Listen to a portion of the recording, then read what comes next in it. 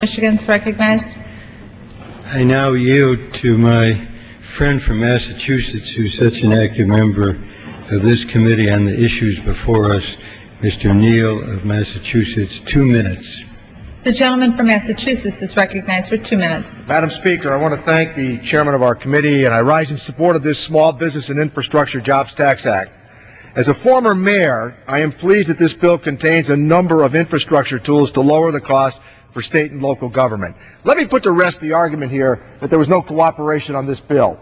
Mr. Ryan, a prominent Republican on the committee, and I supported legislation that would exempt private activity bonds from AMT. And guess what? It's working.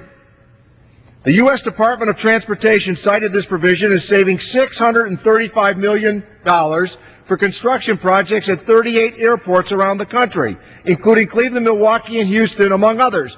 We don't check those airports to find out if they have a Republican congressman or a Democratic congressman. We think they are worthwhile undertakings.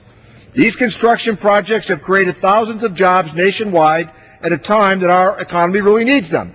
In my office, if you want to secure the information, we would be happy to provide you with the information about airport expansion, which in many communities is a public and private partnership, but they have taken advantage of this initiative. These bonds are also used for student loans, and protection from AMT means lower rates on borrowers. In Massachusetts alone, 26,000 students will benefit. Now, the bill we're debating today also includes a provision offered by, yes, my friend Mr. Teaberry and I. We want to protect new markets tax credits from AMT, a reasonable undertaking, a reasonable provision. Since its inception, this program has generated over $15 billion of private sector investment in some of the poorest communities in this country. Repeat, Mr. Teaberry and I sponsored this provision. Mr. Ryan and I have co-sponsored provisions here.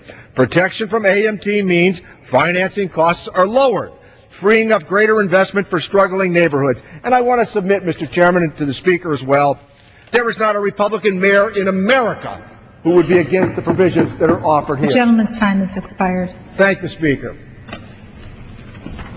Thank you, Madam